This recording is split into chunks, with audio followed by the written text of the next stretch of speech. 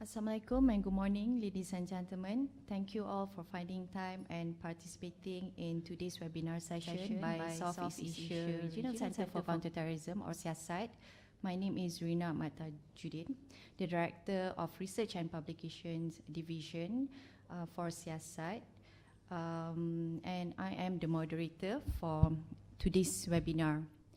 First and foremost, we apologize for the delay as we were experiencing technical difficulties with our internet.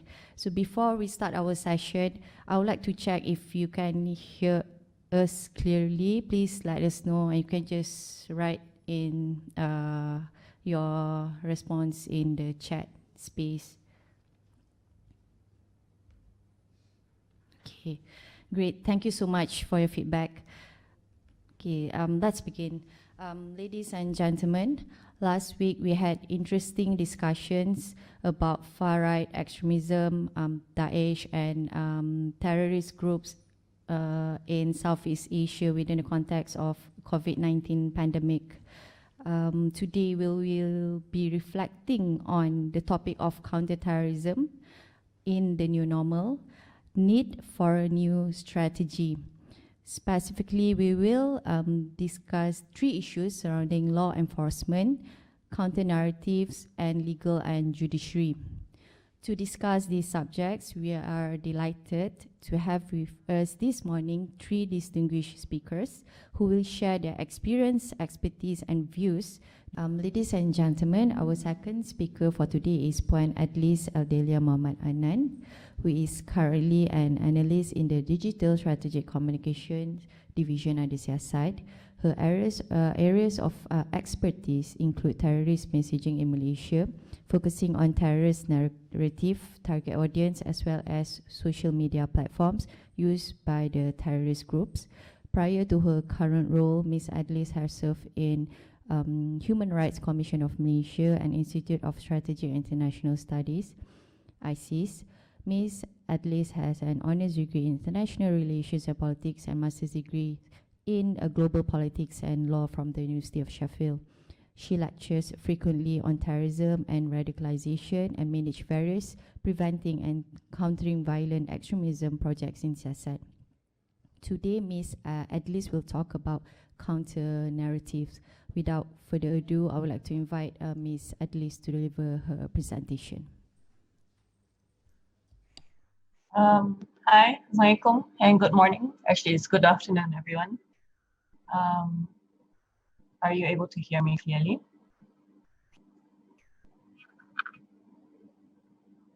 Hello?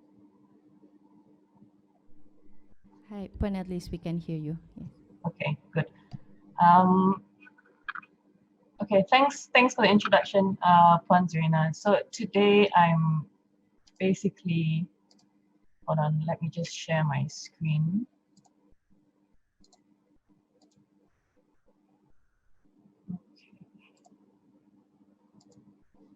Okay. Yes, so today I'd just like to share some thoughts on why PCVE counter messaging, preventing and countering violent extremism, counter messaging in my opinion, remains quite relevant even in the wake of COVID-19, which is a somewhat unorthodox takeaway from this pandemic, basically. So since January 2020, I think most governments have remained quite focused on public health responses as well as economic interventions in order to mitigate not only the loss of life, but also to avoid a global recession. But if you look at these images here on the screen, at the grassroots level, the pandemic has brought about different and a little bit more extreme forms of the social distancing that we're supposed to be doing, which has essentially resulted in an environment that's a bit more conducive for the spread of violent extremism. For example, we see an increase in racial crimes and hate speech, especially towards Asians and migrant communities who are basically blamed for the spread of the COVID-19. There's a very strong us versus them sentiment in light of widening socioeconomic inequalities, especially towards the elite. We also hear a lot more of anti-immigration voices, basically arguing that the government should not be spending any more time or resources on foreign or undocumented migrants, undocumented workers, given that our resources are already strained and should be prioritized for our own citizens. And last but not least, we have seen the rapid spread of fake news and conspiracy theories, which has resulted in, naturally in widespread disinformation, and it's impacted individuals as well as vulnerable communities through the rise of stigmatism, discrimination, and hate crime. So I think these emerging trends are resulting in societies that, like I said, are more vulnerable to manipulation by violent extremist groups who thrive on dividing communities and targeting disillusioned individuals. And these groups would basically find it easier to exploit the existing drivers of radicalization which exist already in our society. And these drivers have been reinforced by COVID-19. For example, systemic poverty, nationalistic beliefs, personal losses in a family, unemployment, perceived grievances and injustices. And all of this is basically a way to mobilize individuals towards carrying out violent extremist activities. So while it is understandable that priorities have shifted in order to address this public health issue, I think we need to find a balance or find a way to balance our priorities and responsibilities to make sure that PCBE is not downplayed and not forgotten, even if it is only for a short period of time, because we have to recognize that it has the potential. Like the consequences of COVID-19 have the potential to negatively impact a society's capabilities in terms of protecting itself from violent extremism. And if anything, COVID-19 has shown us that while there are instances of communities coming together to help each other out, to support other individuals and groups affected, it is very easy for these communities as well to turn on each other in times of uncertainty. Okay, so now that we have a little bit of a better understanding about the impact, and the potential consequences that COVID-19 can have on violent extremism, now we can talk about the measures that we can take to address these issues, which is the topic today, PCBE messaging. So some people look at messaging as a war of words, but in this day and age, because of the technology that we have and because there's so much information, especially online, words are not enough. Nowadays, good and attractive messaging requires imagery, symbolism, even music, anything that can stimulate the senses. So, and even with the pandemic, messaging from violent extremist groups did not stop. So as mentioned by ASP Muzaffar, these groups took the opportunity to use COVID-19 to bolster their propaganda in a variety of ways. And it kind of shows how adaptable these organizations can be. For example, in February, ISIS, Daesh, again argued that the epidemic was a punishment from God for China's oppression of the Uyghur minorities. But not only that, it went on to warn its supporters that the world was very interconnected now, which basically meant that this disease can be easily spread. And they also called on their own supporters to step up attacks in their own home countries so that it can put a further strain on their own home government resources, which focused on dealing with COVID-19. And we also see groups like Al-Qaeda who, provided an alternative propaganda by inviting Westerners to learn about Islam during the quarantine period. And on a similar but different side of the spectrum, we saw far-right groups continue to be very active, especially online, in which quite a number of them grouped together to discuss and link COVID-19 to Islam, to Judaism, immigration, and to a certain extent, LGBTQ. So, it is clear that these groups are still working hard in spreading their propaganda, utilizing any narrative basically to help push their cause. And this is a very pragmatic strategy coming from them, because the quarantine period has basically sent everyone onto the internet. There's definitely going to be an increase in especially young people on the internet who are unsupervised, who are on social media or gaming platforms. And we know that these are the platforms that have long been used by these VE groups to expose more people to their ideas and as a source of radicalization and recruitment.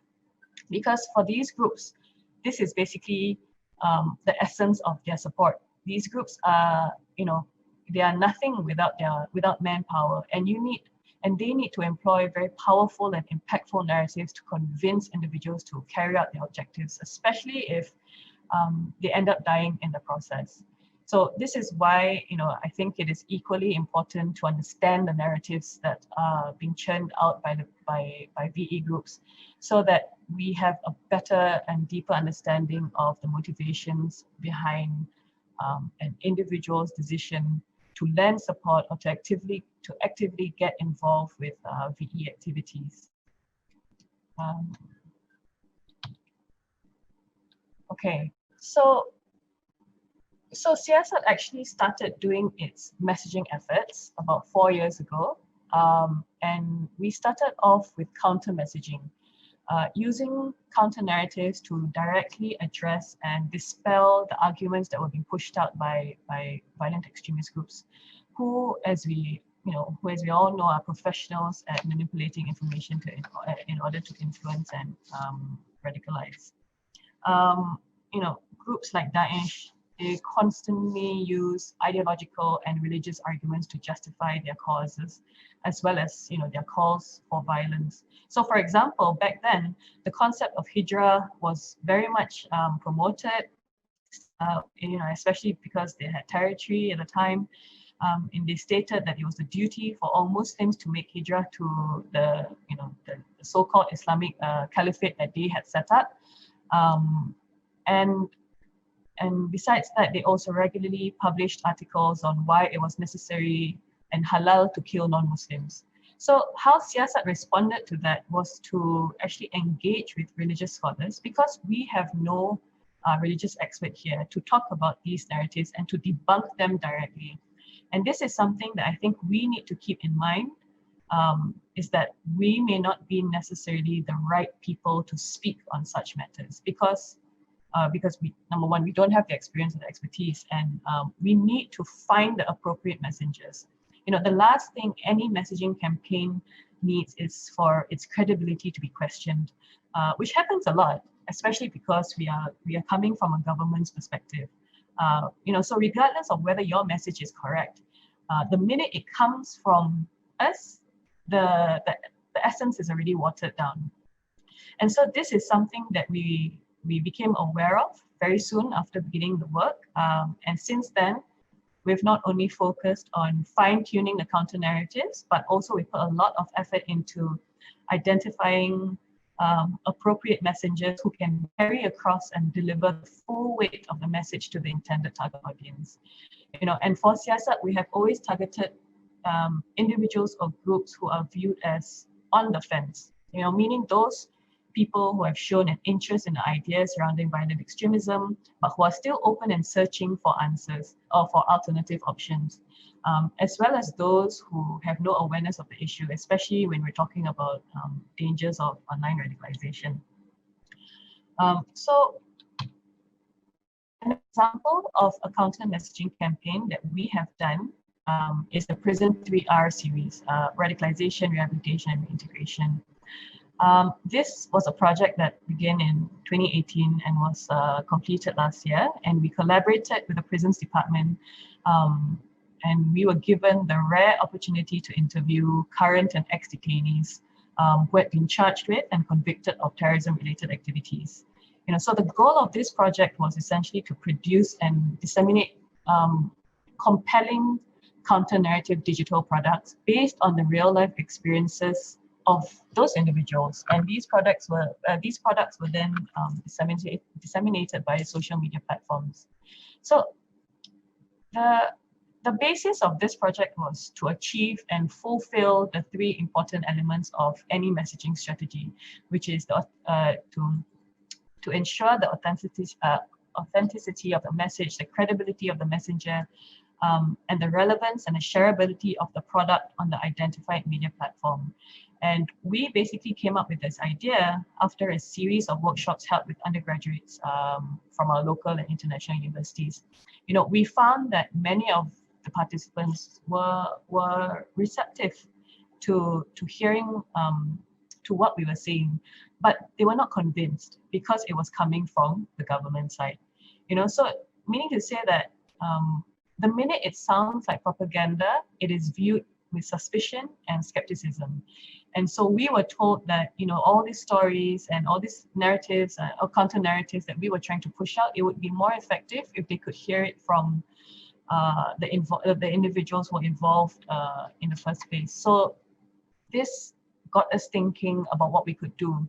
And we reached out to our colleagues in the prison department to float the possibility of a CVE collaboration. And so we managed to complete 7 videos and 7 comics based on the interviews that were carried out, which I mentioned were then spread on Facebook and Instagram. So this is just some of the stills from the videos that we created. And if you can read the subtitles, it tells you a little bit about the viewpoints of the detainees and ex-detainees. But what I found really interesting about this project was, number one, the detainees who were, the ex and the current detainees, were all had a way of looking forward. All of them talked about getting out of prison and rejoining their families or starting a business, or even engaging in community services like building a sports hall or a sports complex for the youth. So which was very encouraging, because then it makes you think that, okay, this is a cycle of violence that can be stopped if they are given the right opportunities and the right kind of trainings. And the other interesting thing was when we interviewed the family members, it gave a very good insight as to the kind of suffering that these families have to go through when their own family members are involved in terrorism-related activities, which is a different perspective when you talk about the victims of terrorism, because I think normally victims of terrorism, we refer to the people who have been directly affected or directly affected by terrorist attacks. But allowing family members to speak out, I think, was a very powerful narrative that we managed to get from this project. So the other messaging strategy that SEARCCT has used is what we refer to as alternative messaging, which basically tries to provide an alternative viewpoint and different options for the public to consider and to choose from, which they might not have known about before. So this messaging does not directly counter what these groups are saying. Instead, it works in a more subtle manner in which the objective is to protect the individuals from being manipulated by the VE narratives in the first place. And it's less antagonistic because it focuses on telling people what our objectives are, as opposed to what we don't like, what we are trying to protect them from. So the benefit, I think, of using alternative messaging is basically its capacity to talk about sensitive subjects.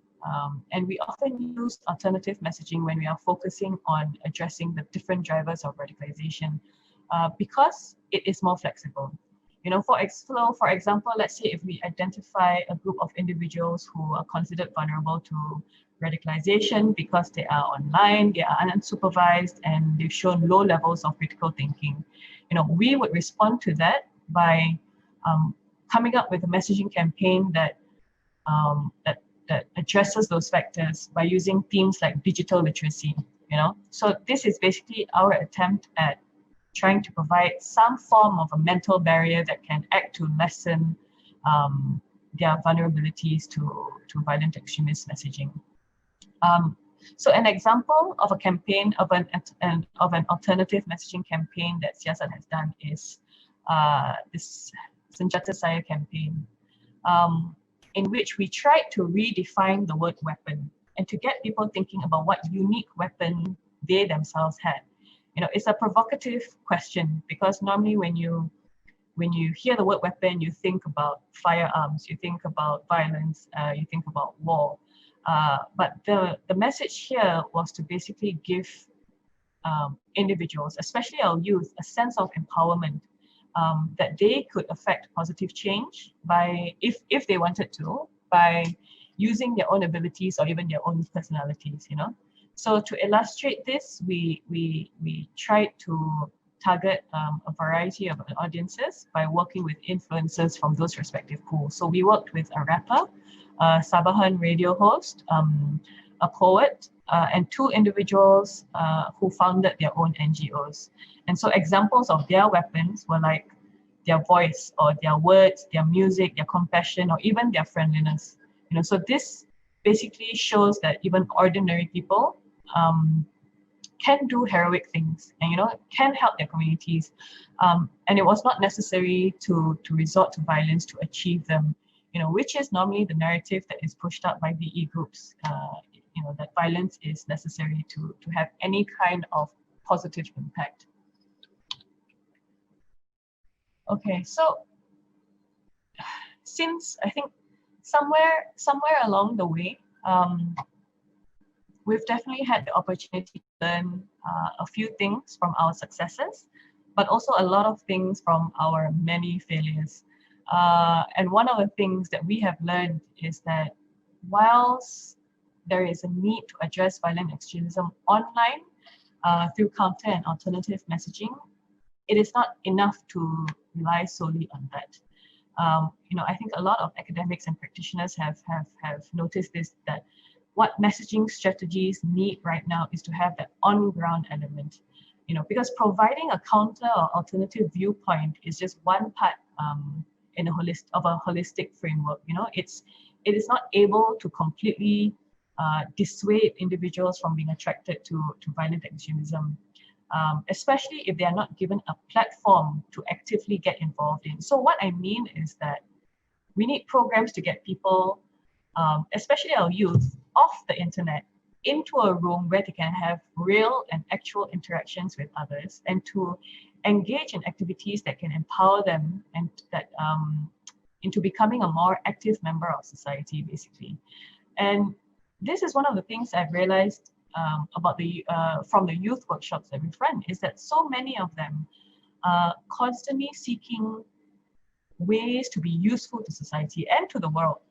You know, they are looking to do something meaningful, and allowing them that voice and their platform, allowing them to make, you know, decisions, I think then helps to reduce the risks of them being manipulated into thinking that violent extremism is their only option.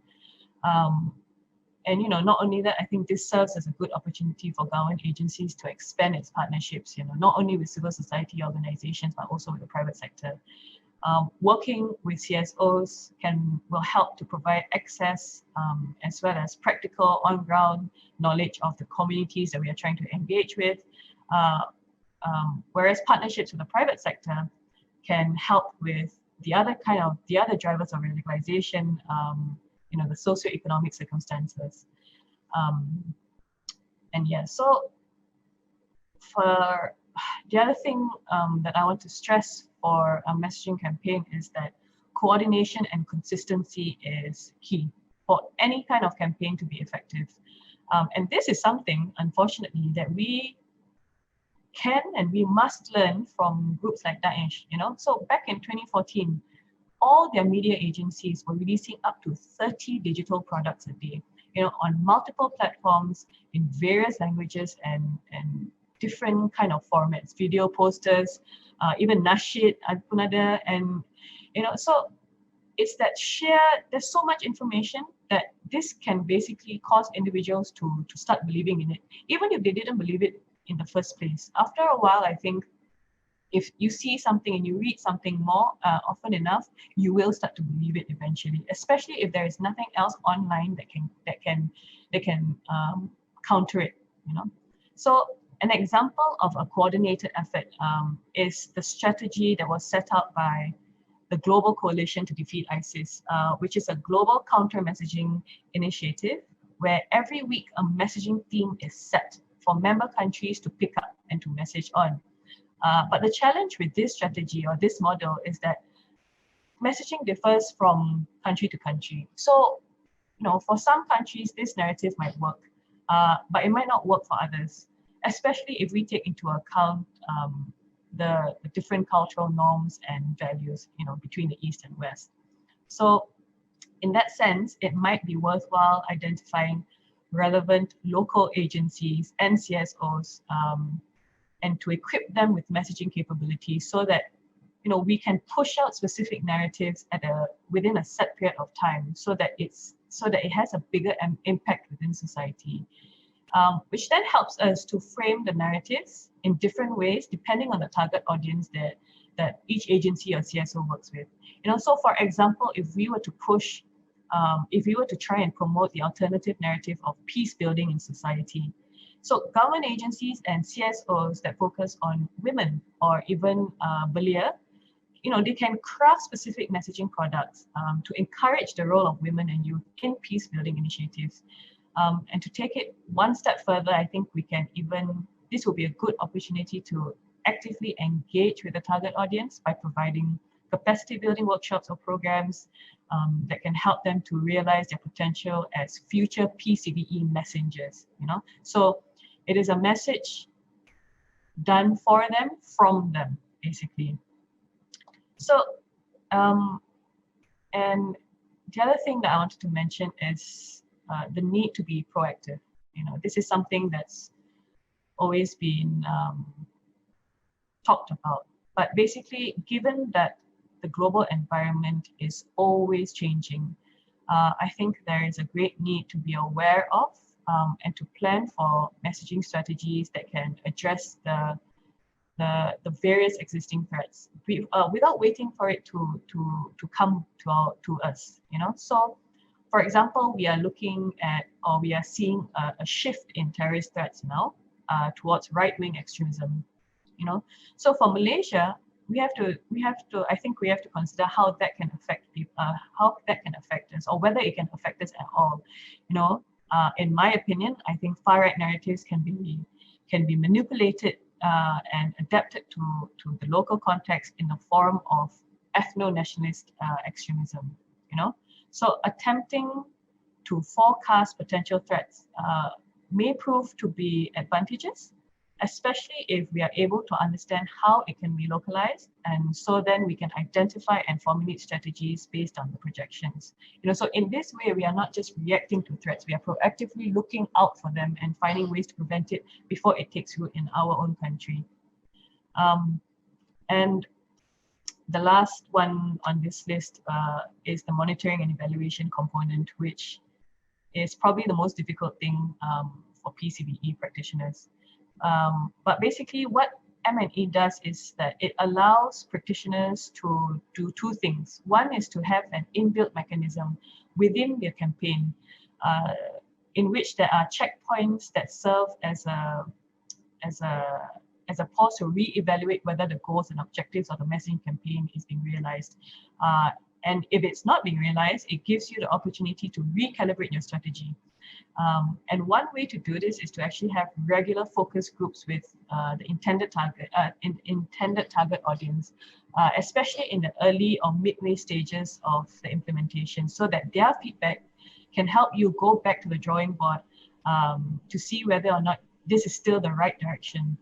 Okay? And the second benefit of the M&E component is that it allows us to measure the effectiveness of the messaging campaigns, which is very challenging because how do you measure emotions, or how do you measure changes in sentiment?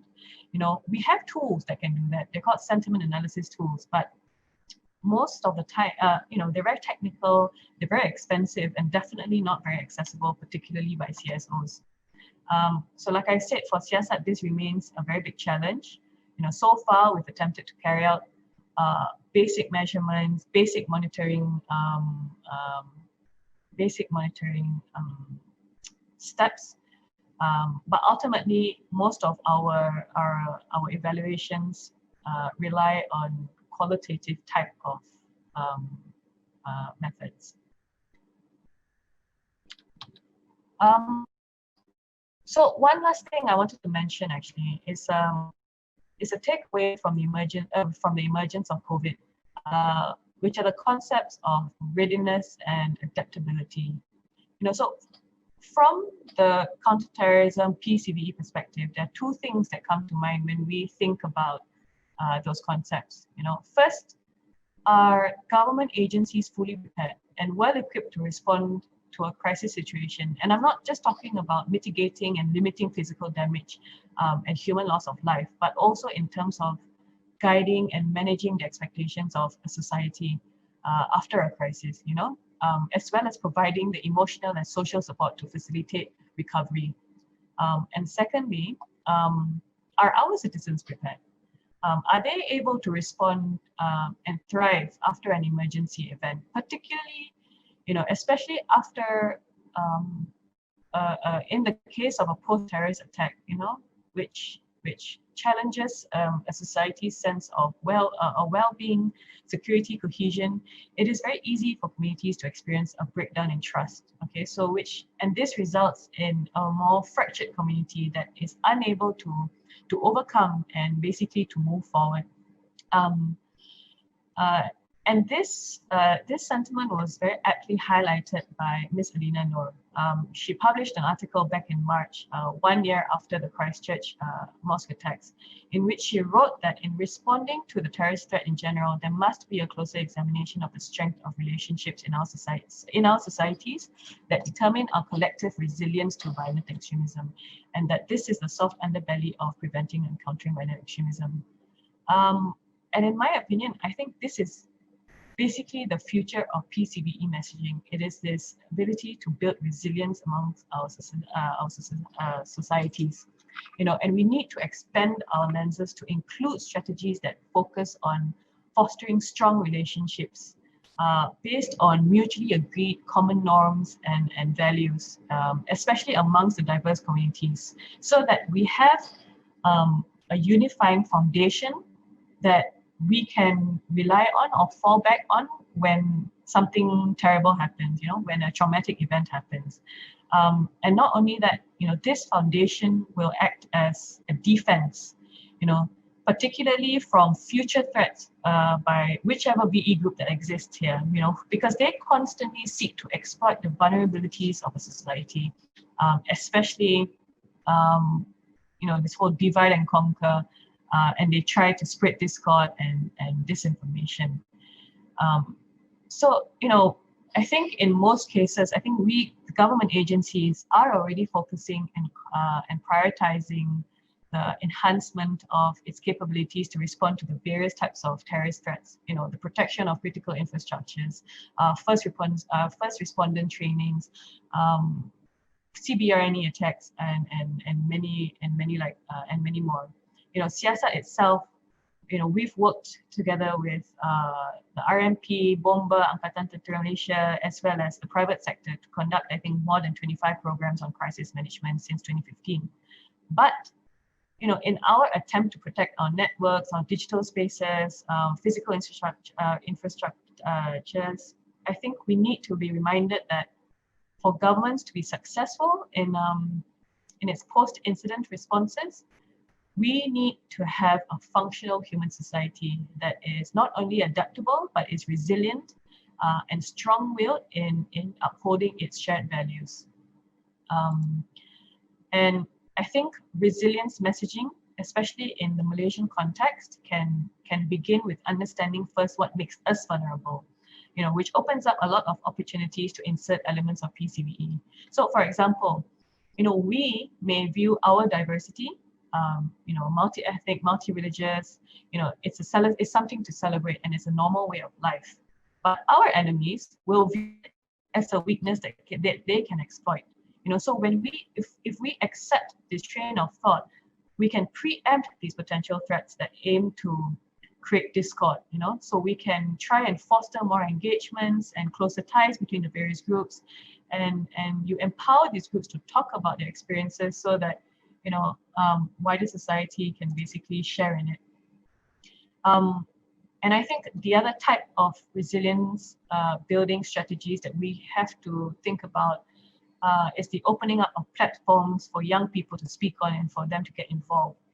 So recently there's a very interesting initiative called Parliament Digital, which basically aimed to bring young people together to debate about topics that are related to Malaysia's national interests.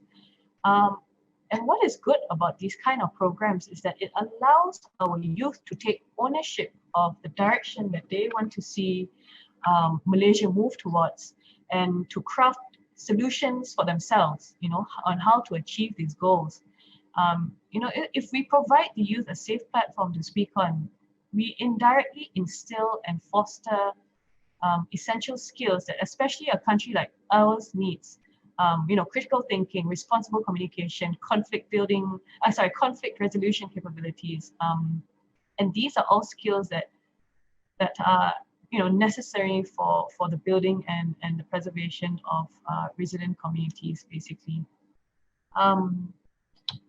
Okay, so I think that is it.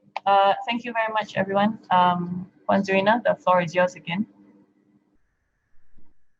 Thank you so much, Puan Adlyss, for a very interesting and enlightening presentation. Ladies and gentlemen, our third and final speaker is Yang Berusaha Dr. Yazid bin Kepli. Dr. Muhammad Yazid is a law lecturer and legal consultant at the International Islamic University Malaysia, IIUM. He is also a member of the Chartered Institute of Arbitrators. He received his first degree in law from IIUM and Masters of Comparative Laws and Sharia Diploma from the same university. Also, he holds a PhD from the University of Hong Kong in Islamic Finance and Maritime Trade. Dr. Muhammad Yazid teaches both Sharia and civil law, particularly on the subjects of Islamic transactions, company law, civil procedure, and Islamic finance. His research interests are in maritime security, cryptocurrency, human rights, Islamic finance, and terrorism financing. The topic for Dr. Yazid's presentation today is legal and judiciary. May I invite Dr. Yazid to deliver your presentation? You have 30 minutes, Doctor.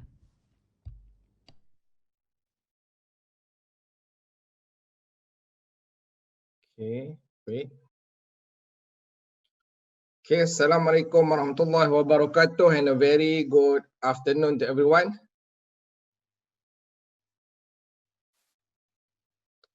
First, let me share the slide.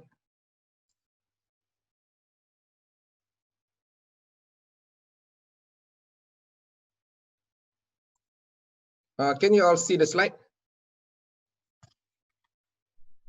Yes, Doctor. Boleh nampak tak slide? Boleh nampak, Doctor. Okay, so I have 30 minutes. Ada berapa minit? You have 30 minutes. Okay, 30 minutes. So I start straight away. My name is Dr. Muhammad Yazid Zulkifli. I'm a counter-terrorism consultant. I'm also a law lecturer. in International Islamic University Malaysia. I also give counter-terrorism advice to foreign government as well, in addition to Malaysia. Okay, the title here is Counter-Terrorism in New Normal, Need for New Strategy, Legal and Judiciary Perspective. Keperluan satu strategi baru. Counter-terrorism in new normal. Bila kita sebut new normal ni, kita tengah sebut pasal apa? We are talking about post COVID-19, right? Because of the new normal that we have due to coronavirus pandemic. Bila kita sebut tentang new normal ni, kita sedang sebut tentang dunia selepas COVID-19. Okay, by the way, a little bit about myself. If you want to know in detail about this topic, you can also read my latest book, Anti-Money Laundering and Counter-Financing of Terrorism Law in Malaysia, published by LexisNexis. So it covers in quite detail about terrorism, reason for terrorism, the law related to terrorism, how to combat terrorism. Pendeknya, kalau ada sesiapa yang nak tahu dengan lebih lanjut tentang terorisme dekat Malaysia, undang-undang dan sebagainya, bolehlah baca buku ini untuk mendapatkan penjelasan teliti. Okay, COVID-19 and extremism are the perfect storm. Gabungan antara COVID-19 dengan golongan ekstrim akan menyebabkan satu masalah baru. It will cause a perfect storm.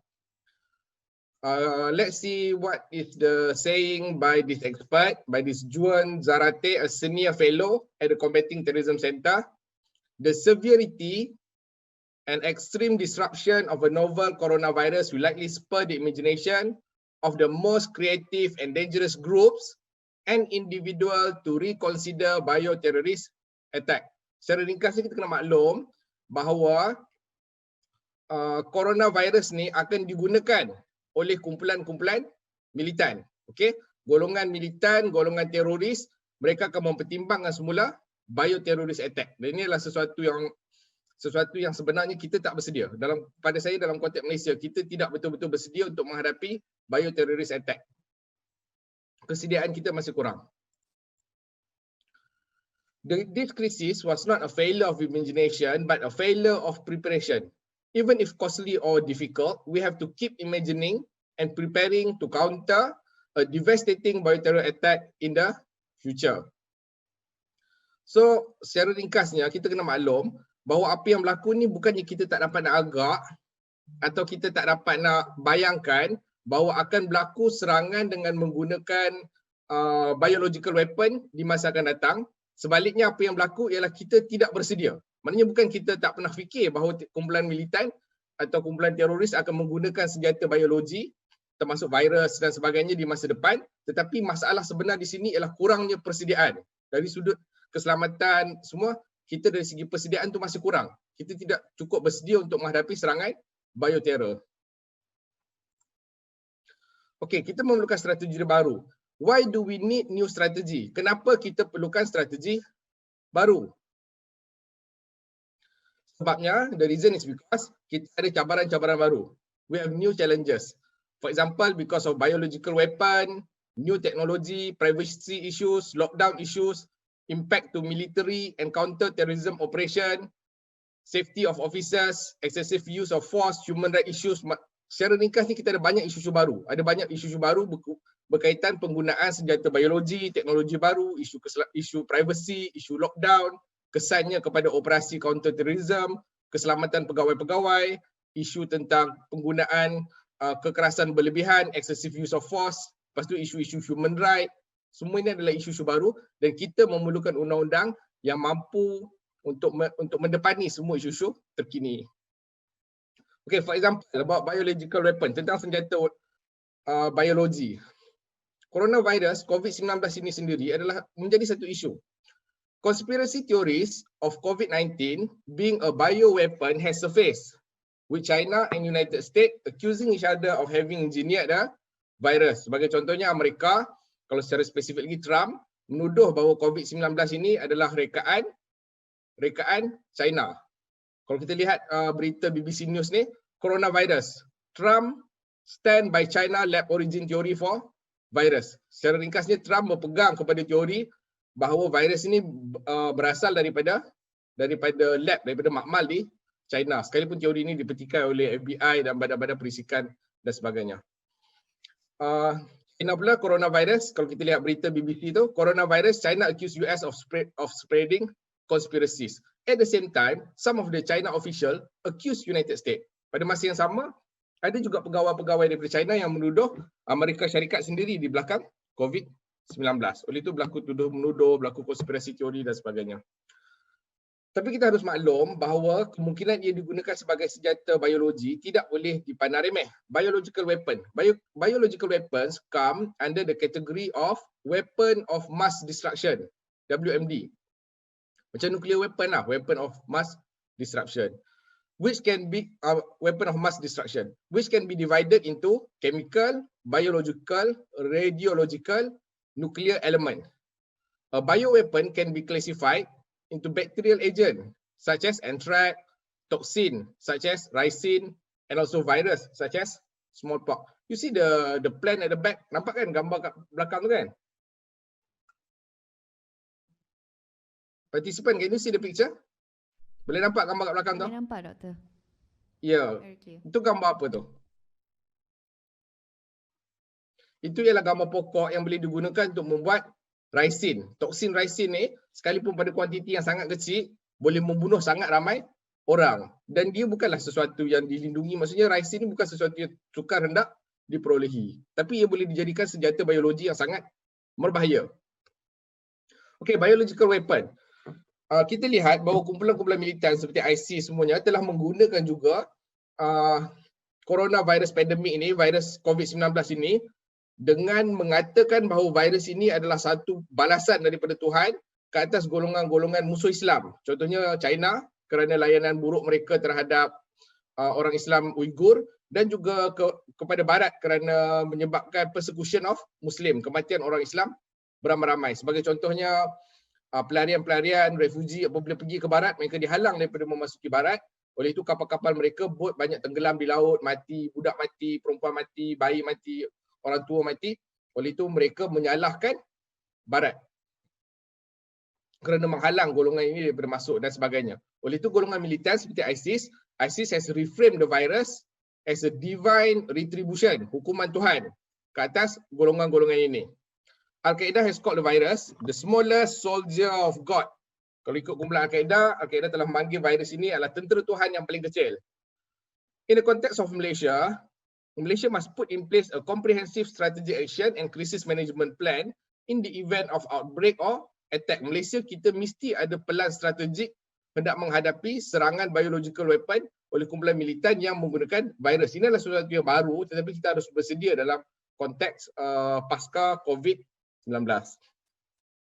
Although the barrier of entry for terrorists to get their hand on bioweapon remain high, sekalipun agak susah untuk kumpulan teroris sebelum ini untuk mendapatkan senjata biologi, they are gradually lowered due to technological advance and democratization of science. Tapi kerana maklumat sains boleh diperoleh secara mudah, tambah pula dalam zaman pasca COVID adalah lebih mudah untuk mereka mendapatkan serangan, untuk mendapatkan senjata bio. Okey, berikutnya ialah teknologi baru. Kita harus maklum bahawa dunia dah berubah. Kita sekarang ni tak mesti beli belah guna cash. Saya percaya di kalangan hadirin, saya rasa paling kurang pun 50% ada menggunakan digital payment.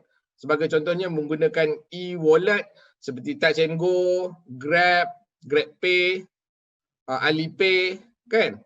Adakah sesiapa di sini yang tak pernah guna langsung? Saya rasa kalau yang ada pun malu dia, saya tak pernah guna kan. Because zaman sekarang ni rata-rata kita sudah menggunakan teknologi baru. Okay, but now sekarang teknologi dah lebih lagi. Technology companies ranging from major professional services firm to start-up, syarikat-syarikat baru are building apps and wearables for business to track and stop the spread of coronavirus. Sekarang syarikat-syarikat teknologi telah memperkenalkan application baru dan gadget-gadget baru untuk mengesan coronavirus, untuk mengesan pergerakan coronavirus. Kadang-kadang pekerja kena pakai, kita kena download, sebagai contoh kita semua download My Sejahtera dan sebagainya. Electronic contact tracing and testing are useful. They are necessary but insufficient condition for controlling this in workplace. Kita harus maklum bahawa kumpulan militan dan sebagainya boleh menyalahgunakan teknologi baru ini untuk tujuan terorisme. Sebagai contoh, dengan aplikasi baru ini, mereka boleh sebagai contoh mengesan lokasi kita, pergerakan anak-anak kita, pergerakan jiran-jiran kita, dan ia juga boleh disalahgunakan untuk tujuan terorisme, khususnya oleh mereka yang berada di dalam syarikat teknologi. Kita juga lihat dari sudut negara. Sebagai contoh, Israel. In Israel, new laws have been passed to allow its domestic intelligence agency to monitor civilian beyond basic surveillance. For example, by using cyber measures typically reserved for counter-terrorism. Kita maklum bahawa ada teknologi-teknologi baru yang boleh digunakan untuk monitor orang. Sebagai contoh, kita boleh monitor dia punya laptop, kita boleh monitor dia punya smartphone, kita boleh monitor penggunaan internet dia. Tapi kebiasaannya, apabila kita sebut tentang counter teknologi ini, cyber measures ini, biasanya ia adalah hanya digunakan untuk tujuan counter terrorism. Sebagai contoh, kita syak dia ni pengganas, dapatkan permohonan mahkamah dan sebagainya, oleh itu kita survey dia di luar batasan biasa. Tapi sekarang ni kerana COVID, kita mendapati bahawa teknologi ini digunakan secara meluas, bukan sekadar untuk monitor orang yang kita suspek sebagai teroris, tapi juga kepada orang biasa. Oleh itu di Israel, sebagai contoh, new laws, undang-undang baru telah diluluskan yang membenarkan intelligence agency Israel untuk monitor rakyat biasa. Maknanya rakyat biasa yang bukan suspek teroris pun dimonitor juga. Beyond basic surveillance, lebih daripada surveillance biasa. Jadi ini kita maklum, benda ini berlaku sedikit banyak kerana COVID-19. Contoh lain ialah China. In China, its surveillance application is imposing strict instruction to citizens on whether they should be isolated or allowed to enter public area, in addition to various high-tech system installed to monitor the population. China antara negara yang paling advance dari segi teknologi, dan kita lihat bahawa teknologi digunakan secara meluas untuk monitor rakyat di China. Khususnya kita lihat juga orang Islam di Uyghur dan sebagainya, mereka dimonitor oleh ada high-tech system rata-rata, merakam setiap pergerakan, dan lebih daripada itu, ada juga penggunaan artificial intelligence. Sebelum ni kalau kita nak monitor kat skrin pun, setakat mana kita larat nak ikut dia, nak tengok dia pergi mana semua kan. Tapi dengan artificial intelligence, keadaan berubah. Using artificial intelligence, a real-time monitoring system which can mass detect individual in crowd with higher body temperature, predict individual age, gender, keep track of the person movement has also been rolled out. Dengan menggunakan teknologi baru, artificial intelligence ni, seseorang tu boleh dikesan secara 24 jam. Dia pergi mana, dia buat apa, dia makan apa, semua. So it's a issue about this new technology. Personal Data Protection Act 2010 possess loopholes. Kita ada undang-undang Personal Data Protection. Kalau pergi bank semua dah nampak kan, bila nak cucuk duit, kadang-kadang dia tulis dulu bank ni tertakluk pada Personal Data Protection. Okay, this Malaysia's Personal Data Protection Act possess loophole, ada kekurangan, as it does not protect personal data beyond commercial purpose and does not include specifically issues like online privacy, geolocation data, sebagainya. Oleh itu kita punya personal data protection ni, akta ni sendiri tak lengkap. Dia hanya cover betul-betul benda komersial saja. Sedangkan ada banyak isu lain, penyalahgunaan dan sebagainya. Okey, berikutnya kita maklum antara cabaran baru pasca COVID-19 ni dari sudut counter-terrorism semuanya ialah isu privacy issue. Since the fight against the coronavirus started in Malaysia, mass surveillance in the form of drones, ada juga penggunaan drone sebagainya, have been deployed to ensure citizen compliant with movement control order. So lebih banyak kita nampak dari segi surveillance tu lebih detail. Okay, isu besar berikutnya ialah isu lockdown. Due to the dangerous nature of COVID-19, many countries proceed with a lockdown. Banyak negara termasuk Malaysia dulu kita buat lockdown semuanya untuk mengurangkan sebaran COVID-19. Okey, kita lihat juga impak coronavirus ni pada tentera dan juga pada counter-terrorism operation. Kira-kira 100 tahun dulu ada berlaku pandemik sesama Spanish flu pandemic. Ia menyebabkan kematian kira-kira 50 juta orang. 50 juta orang lebih daripada jumlah kematian daripada Perang Dunia Pertama dan Perang Dunia Kedua.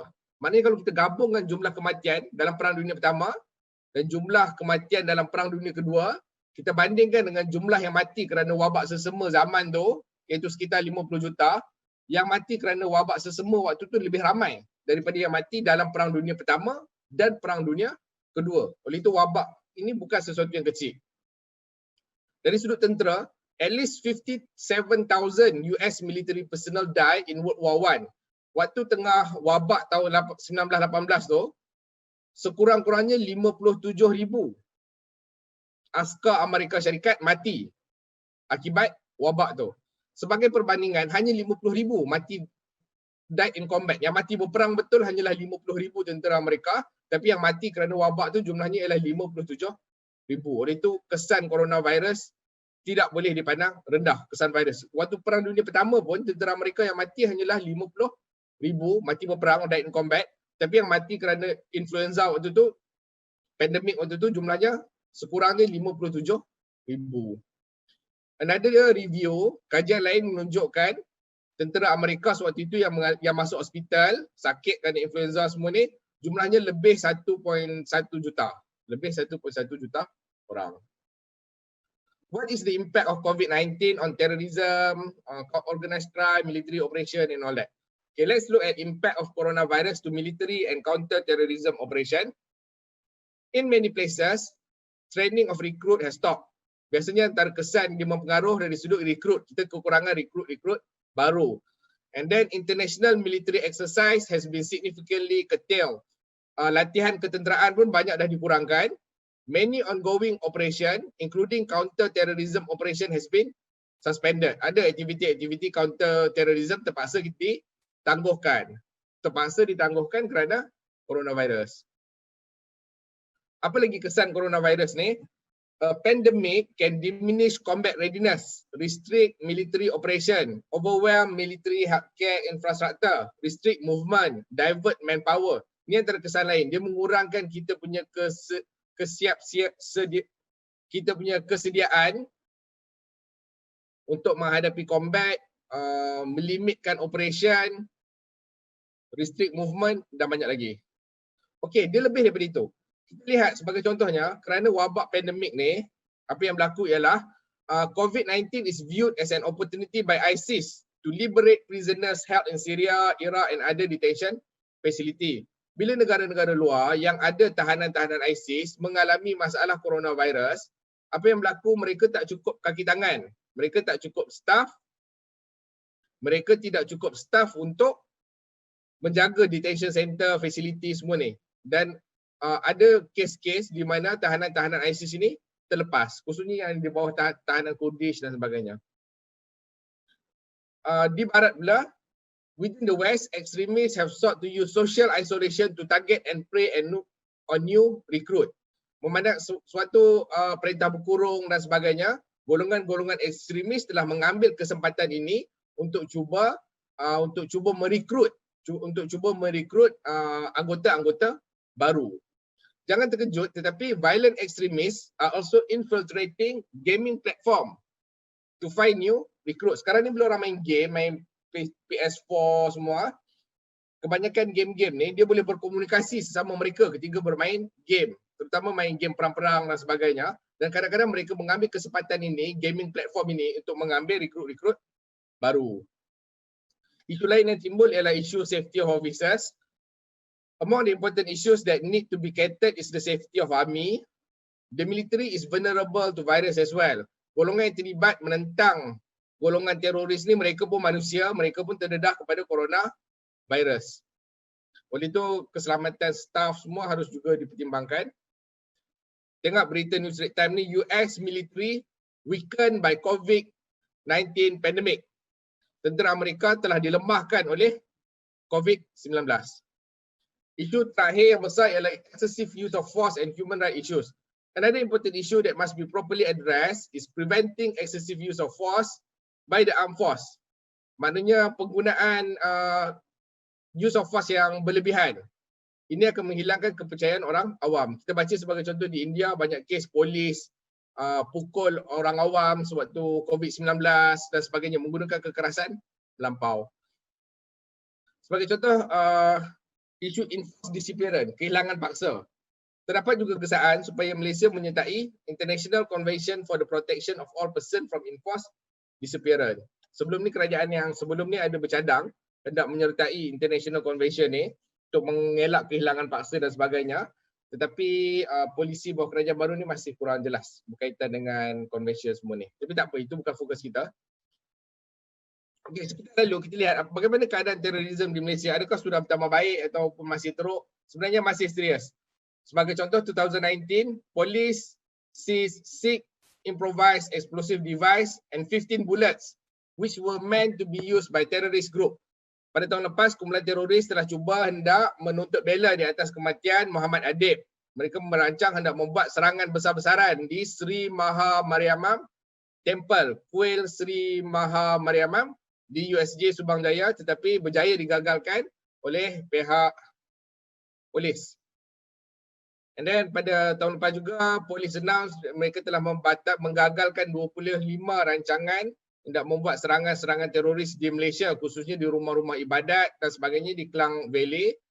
Selain itu, pada Februari baru ini, a large-scale international attack by Al-Qaeda and Islamic State was averted. Kita berjaya gagalkan serangan Al-Qaeda dan ISIS hasil daripada tindakan pantas Bukit Aman. 10 individu termasuk 2 rakyat Malaysia telah ditangkap. Ini menunjukkan bahawa isu terorisme ini adalah isu yang serius dan masih berjalan. Ia bukannya isu lama dan sebagainya, masih ada usaha-usaha gigih dari kumpulan militan hendak menyerang orang-orang awam dan membuat kegiatan terorisme. Okey, untuk sebelum saya menamatkan session saya pada hari ini, kita harus melihat satu topik yang sangat penting. Do we have the right policy and law in place? Adakah undang-undang kita dan polisi kita mampu menghadapi masalah-masalah baru yang muncul akibat coronavirus ataupun yang muncul pada zaman sekarang? Bagaimana pandangan semua hadirin? Adakah rasa-rasa undang-undang kita bersedia untuk menghadapi semuanya? Jawapannya tak mesti. Sebagai contoh, apakah antara isu baru yang belum muncul tetapi akan muncul tidak lama lagi sekiranya kita tidak berhati-hati? Salah satu isu baru yang juga boleh muncul di masa akan datang tu bukanlah 10 tahun dari sekarang. Mungkin dalam masa sesingkat setahun atau 2 tahun daripada sekarang. Antara isu yang boleh timbul ialah isu rekrut oleh kumpulan militan terhadap golongan-golongan terpinggir. Contoh golongan terpinggir. Golongan Rohingya.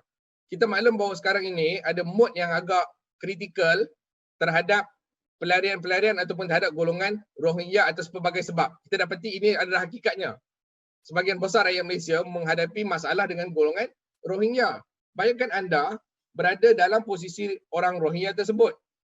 Pertama, anda miskin, tidak ada duit, tidak ada pendidikan, tidak ada kerja, dan masyarakat setempat marah kepada anda kerana pelbagai sebab. Mungkin atas faktor perangai anda, atas sikap anda dan sebagainya. Tetapi kesimpulannya ialah anda rasa terpinggir, anda rasa anda telah diabaikan, anda tidak mampu mendapat kerja dan sebagainya.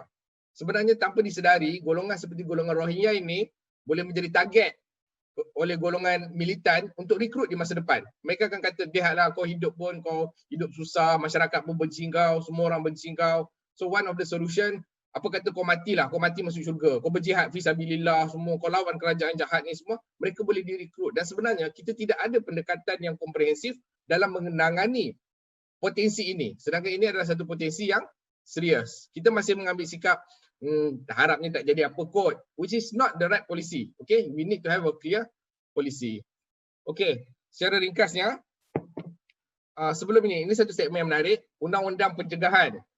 Preventive law play an important role in curbing terrorist activities, and every country, with Malaysia being no exception, have specific law to prevent or deal with terrorism. Kita memerlukan undang-undang pencegahan untuk mengelak daripada serangan terorisme. An absence of preventive law will make it difficult for us to take precautionary measure. The preventive action is to stop the terrorists before they launch any attack. Tujuan undang-undang pencegahan ini dibuat seperti sebelum ini ISA, SOSMA dan sebagainya ialah untuk menghalang kegiatan-kegiatan ini, serangan-serangan ini daripada berlaku sebelum ia berlaku. Saya perlukan lagi 5 minit sebelum saya tamatkan. Oleh itu undang-undang pencegahan ini diperlukan. Okey, apakah polisi Malaysia? Polisi Malaysia berkaitan terorisme ada dalam Direktif ke-18, Direktif number 18 issued by National Security Council. We denounce any form of terrorist act. Kita menolak sebarang jenis kegiatan terorisme, protection of hostage life and property, melindungi nyawa tahanan, preference for negotiated solution. Kita memilih untuk berbincang, penyelesaian secara perbincangan. Kita tidak akan membuat exchange of hostage. Strike action is a last resort following failure of negotiation. Kita mengambil pendekatan menyerang hanya dalam keadaan gagalnya perbincangan. Oleh itu Malaysia secara ringkasnya setakat mana boleh kita mengelak daripada terus mengambil strike action. Malaysia terkenal sebagai negara yang lebih diplomasi. Sebelum ini saya ringkas saja. Sebelum ini kita mempunyai ISA, tetapi ISA ini mendapat aduan daripada ramai pihak dari segi isu penyalahgunaan untuk tujuan politik dan sebagainya. Oleh itu ISA akhirnya telah dimasukkan. Tapi kita kena maklum kepentingannya juga. Despite its unpopularity, the strength of the ISA was that it allowed for rehabilitation of detainee. Kekuatan sebenar ISA sebelum ni sama juga seperti SOSMA, ialah ia memberi peluang kepada pihak kerajaan untuk cuba memulihkan golongan yang ditahan. Selain itu, selain ISA, kita juga ada SOSMA. Saya tidak akan pergi secara detail satu persatu, tetapi sekiranya sesiapa memerlukan penjelasan yang betul-betul teliti, mereka boleh merujuk di dalam buku teks saya tadi. Ada ISA, SOSMA, kemudiannya ada Penal Code, POCA 2014, Prevention of Crime Act 2014. Kita juga ada POTA 2015, kita ada POTA, lepas tu kita juga ada SMATA, dan kita juga ada undang-undang mencegah terorisme financing, termasuklah AMLA yang ditukar nama kepada AMLATFA yang kemudiannya ditukar kepada AMLATF. Wah, kalau sesiapa memerlukan penjelasan secara teliti, saya akan mengemailkan slide yang mempunyai penjelasan teliti terhadap semua undang-undang ini juga kepada pihak penganjur siasat, dan siasat bolehlah berkongsi. Slide yang akan saya email itu dengan peserta semua. Sekian pembentangan saya untuk hari ini. Moga semua mendapat manfaat. All the good ones are from God and all the weaknesses in the presentation is my own. Sebarang kelemahan itu semuanya salah silap saya sendiri. Sekian, terima kasih. Moga bermanfaat. Terima kasih banyak Dr. Yazid atas presentation yang sangat informatif dan padat. Perhaps we can pick some of the points during the Q&A session. Yeah. Again, thank you very much to all the speakers for their presentation. Now, I would like to open the session for comments and questions. But before we start our Q&A session, I would like to inform that Tuan Muzaffar had to leave the session early. So if you have any questions for Tuan Muzaffar, you can email the questions to him, and we will share his email address in the chat space. Yeah? Okay. Now, if you have any questions for Dr. Yazid and Puan Adlyss, you can post the questions to the two speakers. But due to time constraint, we will only take 3 questions from the audience. Yeah? Kindly make your comments and questions brief and straight to the point. Thank you. You can also type or write your questions in the chat. Any questions from the audience?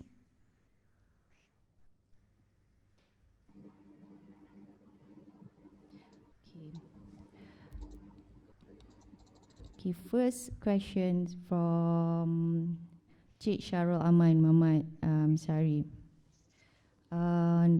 Soalan pertama, boleh beri pencerahan berkenaan betapa seriusnya pergerakan dan aktiviti Tamil Tigers di Malaysia?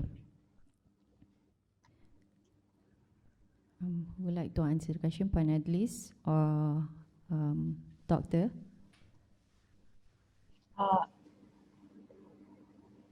Sorry, Dr. Yazid, would you like to say anything or shall I go first? Boleh. Pencerahan berkaitan betapa seriusnya pergerakan dan aktiviti LTTE di Malaysia, Tamil Tiger LTTE. Okey, secara ringkasnya, Malaysia menolak sebarang jenis keganasan, tak kira oleh pihak mana, sama ada militan yang menggunakan nama agama ataupun pergerakan kumpulan militan sebagai LTTE. Semua jenis keganasan ditolak oleh Malaysia. Itu ialah pendekatan Malaysia. Berkaitan dengan LTTE, sebelum ni kita maklum bahawa telah berlaku penangkapan beberapa orang don oleh pihak polis atas sebab menyokong LTTE, dan kita sedia maklum bahawa pihak polis tidak membuat tangkapan tanpa usul periksa. Mereka telah membuat penyelidikan yang lama, mereka telah monitor dan sebagainya sebelum mengambil tindakan untuk menahan. Oleh itu pada saya, kalau kita melihat sejarah sokongan terhadap kumpulan LTTE di Malaysia, di Penang dan sebagainya, ia adalah sesuatu yang serius. Ia adalah sesuatu yang serius dan Malaysia menolak semua jenis kegiatan keganasan, tak kira bawah nama apa pun, LTTE dan sebagainya. Oleh itu, secara ringkasnya, kalau kerajaan Malaysia telah mengambil keputusan untuk mengira kumpulan LTTE sebagai kumpulan teroris, maka kita harus akur kepada keputusan tersebut, tak kira pandangan peribadi kita. Mungkin secara peribadi ada golongan yang menyokong LTTE, dia rasa LTTE ini mangsa, mereka pun dah ramai mati, orang-orang belah sana, orang Tamil ramai dibunuh dan sebagainya. Tapi itu bukan alasan. Apabila kerajaan Malaysia telah mengambil keputusan, kita harus bersama dengan kerajaan Malaysia. Itulah untuk berkaitan soalan yang pertama. Yeah, can I just add to that? I think when we talk about terrorist groups or the current terrorist threat in Malaysia, one of the things that we look at pun is what they are doing, kan? For LTTE, while they might have had supporters in Malaysia, in terms of the actual physical threat to our infrastructures or to our people, tu memang tak ada. At least not from what we have seen or read or found out lah. You know, back then, LTTE ni pun, the way that they tried to get support was through monetary contributions. I know from countries like Malaysia, Italy, you know, throughout the West lah. Tapi I think in a way this is one of the things that why LTTE so far has not come under the same kind of microscope compared to other groups macam Daesh, because they don't pose the same level of threat as these other kind of groups. So that's just what I wanted to add on. Saya terpanggil untuk menambah sedikit lagi berkaitan dengan LTTE. Kita maklum bahawa LTTE dilihat tidak membawa ancaman direct kepada Malaysia seperti golongan ISIS, golongan Al-Qaeda atau golongan Daesh. Samalah ISIS, Daesh. Tapi kita harus melihat dalam konteks yang lebih besar. Sebelum ini kita maklum apa yang telah berlaku baru-baru ini ialah telah berlaku sebelum ini pembunuhan orang Islam beramai-ramai di New Zealand. Kita ingatkan apa yang berlaku di Christchurch. Apabila berlaku pembunuhan orang Islam beramai-ramai di New Zealand, di Christchurch, apa yang berlaku selepas itu ialah kita lihat berlaku pembunuhan beramai-ramai di Sri Lanka. Berlaku pembunuhan beramai-ramai di Sri Lanka yang mana pembunuhan itu dibuat oleh golongan penyokong ISIS yang menggunakan alasan hendak membalas dendam di atas kematian orang Islam di New Zealand. Secara ringkasnya, pembunuhan orang Islam di gereja Christchurch di New Zealand membawa kepada pembunuhan balas oleh kumpulan penyokong ISIS di Sri Lanka. Sri Lanka yang menyebabkan kematian ramai, beratus-ratus orang mati apabila gereja dan sebagainya diletupkan. Kita maklum bahawa kumpulan LTTE telah tidak berfungsi buat kebelakangan ini. Tetapi kita maklum bahawa terdapat target yang serius terhadap golongan orang Islam yang minoriti di Sri Lanka. Sekiranya kumpulan LTTE bangkit semula, golongan ini mendapat sokongan finance dan sebagainya, mereka bangkit semula, berkemungkinan besar antara golongan sasaran utama mereka ialah golongan orang Islam minoriti di Sri Lanka. Dan sekiranya wujud bukti bahawa golongan LTTE mendapat tajaan atau mendapat sokongan finance daripada Malaysia melalui penyokong-penyokong LTTE di Malaysia, yang mana selepas itu kumpulan LTTE, kumpulan Tamil ini membunuh orang-orang Islam di Sri Lanka yang minoriti di sana, saya percaya ia akan membawa tindakan negatif balas kepada konteks Malaysia. Oleh itu orang Malaysia pula dia akan berlaku marah dan sebagainya. Oleh itu ia akan ada efeknya pada Malaysia. Oleh itu pada saya isu LTTE ini adalah satu isu yang tidak boleh dipandang rendah dan kita tak boleh anggap mereka hanya memberi bantuan finance dan sebagainya. Kerana kesannya, saya percaya dunia sekarang sudah global, kesannya besar sekiranya kita tidak memberikan tumpuan sepenuhnya dalam menangani LTTE. Saya setuju dengan pendekatan yang diambil oleh PDRM. dalam menangani semua isu keganasan secara serius, tak kira dari mana pun. Sekian, terima kasih. Dr. Yazid dan Puan Adlyss atas pencerahan tersebut. Mungkin soalan kedua kita boleh ambil soalan dari Encik Syarul Aman, soalan ketiga beliau. Issue with campaigns, it is usually confined in an echo chamber. For siasat campaign M&E, what are the effectiveness, skill measure, model, tools that siasat employ and CSO partners engage? Mungkin Puan Adlyss boleh jawab soalan ini. Hi. That's a tough question because, as I mentioned, this is something that we are still trying to learn, especially in terms of the measuring part. At the basic level, so for us at SEARCCT, the campaigns that we have done, the most basic things that we have done, that we have used to measure is basically using social media analytics that are already present on Facebook and whatnot. They give a very brief idea about the effectiveness of the campaign, but enough for us to narrow down the scope of what we should be using. So for example, the campaigns that we have used, a lot of the time we were trying to use different kind of tones, Is it like, which one is more effective? Is it if we are serious about something, or if we use humor, or if we use, let's say, interviews with well-known influencers yang pernah pergi to Syria and have come back, things like that. So we take the analytics and the what is the word for it? The impressions that we get based on the products, and we look at it and see, okay, because this product did not get so much engagement, therefore let us pause on this first. So if we realize that, say, the use of humor in an alternative narrative or counter narrative works, then the next project that we do or the next product that we do will have to, we'll try and follow, we'll try and incorporate more humor into it. So we are, in a way, like I said, it's very much, it's not purely quantitative, but neither is it purely qualitative. And that's only so much that we can do. But the other things, like we've tried to do some kind of M&E exercises, especially, and this happened last year. So we got together focus groups of students from different universities, and we gave them all of our products, comics, videos, posters, everything. And we basically made them rank it and give feedback on it. And for me, that was a very interesting and telling exercise, because like I said, everything that we've been doing from the get-go, semua has been about testing things out, because we have started like not knowing anything. And so when we got feedback from the students, saying, oh, yang ni, maybe it's a bit too long. If you do a 5-minute video, it's still too long. Let's do 30 seconds. All this kind of feedback, although it obviously makes our life a bit harder, especially when they tell us that we are failing at what we're doing.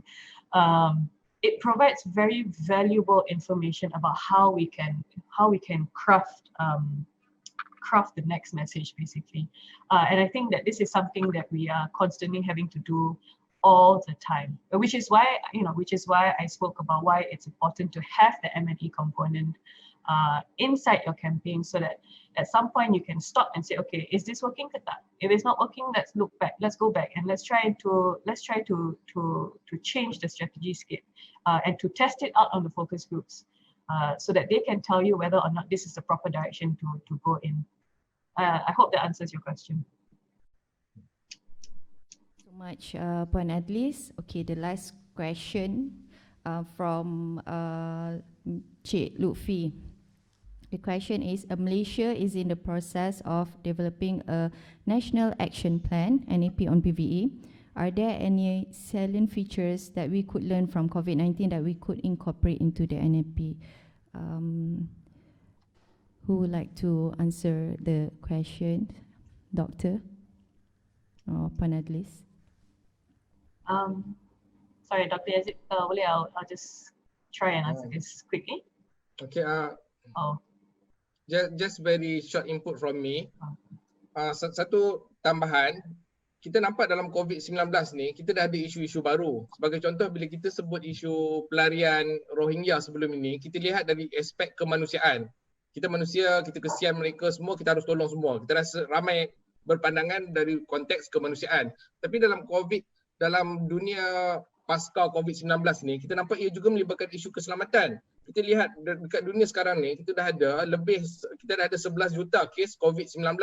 Dan kita tahu ia bermula daripada satu orang ia berjangkit dan sebagainya. Oleh itu dalam membuat polisi, kita harus juga mengambil kira faktor COVID-19 dan bagaimana orang sekalipun hanya seorang dua yang terlepas dan sebagainya, mereka boleh menyebarkan wabak ini kepada orang lain, anak-anak, isteri dan sebagainya. Oleh itu kita harus ada perancangan teliti dalam membuat dasar negara. Sebagai contohnya, sekiranya kita hendak mengambil pelarian, berapa ramai pelarian yang mampu kita ambil? Adakah kita ada fasiliti yang cukup? Adakah kita mampu memberikan peluang pekerjaan dan pendidikan kepada mereka yang sesuai? Oleh itu kita tidak boleh sekadar emosi, kita harus mengambil pendekatan dengan mengambil kira kemampuan negara, kesanggupan kita, sentimen rakyat dan sebagainya. Oleh itu pendekatan haruslah komprehensif. Itu saja input dari sudut saya. Terima kasih. Okay, sorry, I'll just go quickly. Thank you, Lutfi, for the question. I think COVID-19 showed us how fragile societies are, especially our society. Like I've mentioned, I've long believed that as much as how proud I was or am on Malaysia's diversity, I always knew that this was something that could very easily break down, especially if we don't try to build a proper foundation of mutual tolerance and peace building from the beginning, especially from when we were young, basically. So I think something that we need to consider for the National Action Plan on PCBA is basically the vulnerabilities of our own societies. And I don't mean just our citizens, but like I mentioned, and I think Dr. Yazid mentioned this as well, we have other communities who live, whether documented or undocumented within our borders. Now, I think pushing the politics aside, as I know, which is very difficult to do, if we take this from a security standpoint, we have to address these issues, especially if we're talking about, say, migrant communities or let's say we're talking about the undocumented individuals. Their presence here, if we are not careful, and if we continue to basically not include them or to keep them out of things or to prevent them from being able to live properly, they are essentially going to be very, very susceptible to being radicalized by violent extremist groups. And so it goes beyond a humanitarian aspect. So if you don't want to look at it from a humanitarian point of view, don't look at it from a humanitarian point of view. Look at it from a security standpoint. These are the weak links within our society that we cannot ignore. Do something about it, yes. But basically, my point is that there are a lot of vulnerabilities that we have that we need to understand first, and we need to address. And I guess the other thing about what COVID-19 has shown is that there is really a need for a multi-level response. So we have to have the government agencies talking and stepping up, especially in their, like I said, their messaging to the public. We need to have the CSOs on board, and because this is something that we need it from all angles, basically, because they will provide the different viewpoints, and they will provide a different tone, basically, So I think a multi-level response is always going to be a bit more impactful as compared to a very one-sided response, and because normally it just comes from the government, and if there are more hands on deck, obviously it's a little bit easier to solve things or to fix things. Yeah, so I hope that answers your question. Thank you so much, Dr. Yazid and Puan Adlyss. It looks like we have covered all our questions. Before I end the session, I would like to invite all registered participants to fill up an evaluation form which can be accessed via the link on your screen. The evaluation form is also available on SEARCCT's website. An e-certificate and seminar kit will be issued once we receive your evaluation. Okay, ladies and gentlemen, we have reached the end of our webinar session. On behalf of SEARCCT, again, I would like to apologize for the delay due to some technical issues. And I would like to thank all our speakers for sharing their insightful thoughts in this very important issue of developing or improving new strategies in countering terrorist and violent extremism threat in this new normal phase. I also like to thank all participants for your very active participation. With that, thank you again. We hope to see you in our next webinar session. Assalamualaikum, and take care and stay safe, everyone. Thank you.